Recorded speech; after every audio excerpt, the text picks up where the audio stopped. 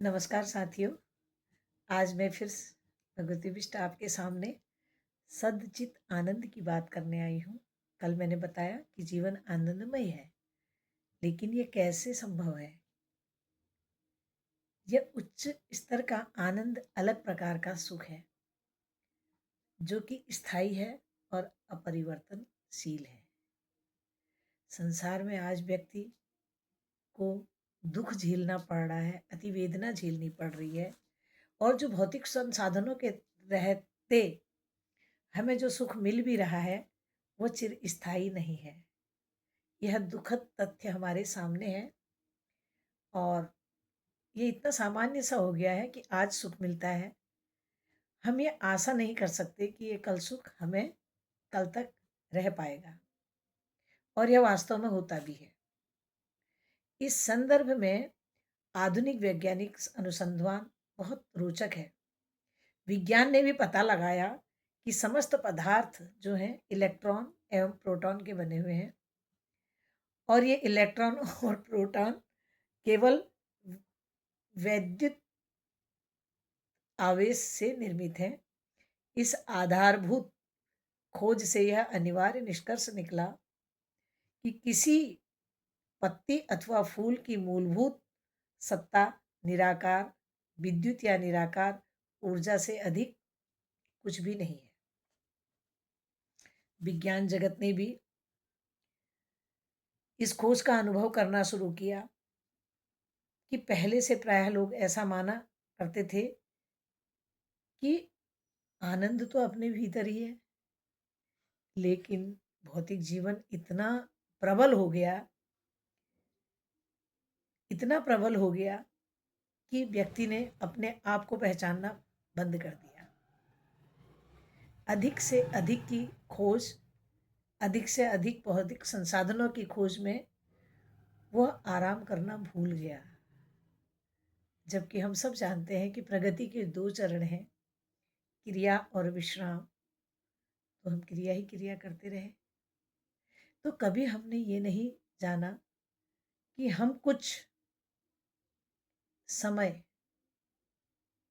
अपनी इंद्रियों को विश्राम दें, और जिससे कि हमारे अंदर जो काम करने की क्षमता है वो बढ़े, और हम और अधिक काम करने लगे। तो पूज्य महर्षि महेश योगी जी ने बड़ी सरल एक टेक्निक दी। उस टेक्निक में हमें यह सिखाया कि अगर 15 से 20 मिनट सुबह और 15 से 20 मिनट हम शाम को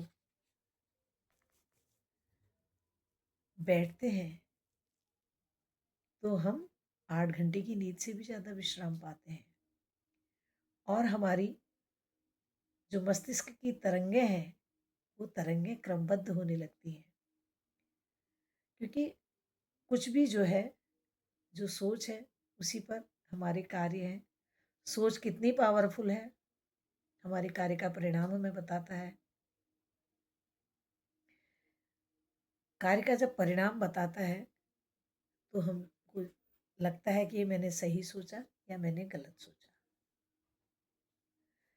सही सोच में हम हमेशा अपने आप को, अपने आप का उत्तरदायित्व समझते हैं, और कहीं गलत हो गया तो हम बगल वाले पे दोषारोपण भी कर लेते हैं कि हम ये सोच रहे थे, लेकिन थोड़ी सी कन्फ्यूजन था, आपसे राय ले ली, और ये थोड़ी सी विफल सा हो गया। तो कभी हमने ये नहीं सोचा कि हमारी जो सोच है वो सकारात्मक हो सकती है या होगी, क्योंकि हम भागा दौड़ी की ज़िंदगी में इतने बावरे से हो चुके हैं, हमें देखा देखी करनी है, तो इसलिए भी हमें वो आनंद की प्राप्ति नहीं हो रही है। और हम ये भी जान रहे हैं कि आनंद अपने भीतर है। तो साथियों, इसके लिए हमें कुछ सोचना तो पड़ेगा। क्या सोचना है? कि हम कब अपनी इंद्रियों को विश्राम दें। तो क्या विश्राम पाने के लिए हमें सिर्फ नींद का सहारा लेना पड़ेगा? नहीं। जब तक हम बैठेंगे नहीं, इंद्रियों को विश्राम नहीं देंगे, तो नींद भी अच्छी नहीं आएगी। नींद की गोली खाने से कोई फायदा नहीं। तो स्वाभाविक तरीके से तनाव के निकलते हुए तनाव विमोचन हो, वो कैसे हो? वो पूज्य महर्षि महेश योगी जी ने टेक्निक दी है, जिसको अंग्रेजी में टीएम कह देते हैं और हिंदी में भावातीत ध्यान उसका नाम रखा है। तो यह भावातीत ध्यान, भाव धन अतीत, अतीत में कैसे जाएं? कितनी कितना जबरदस्त नाम है, भावातीत ध्यान।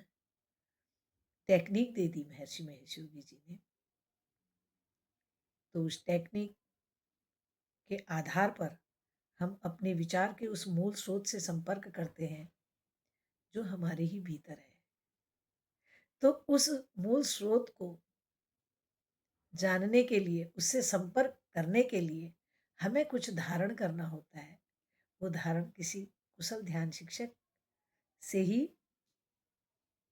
हमें लेना है। अगर आपको लेना है तो आप संपर्क कर सकते हैं, कमेंट कर सकते हैं, तो हम आपको बताएं कि यह भावातीत ध्यान क्या है। धन्यवाद।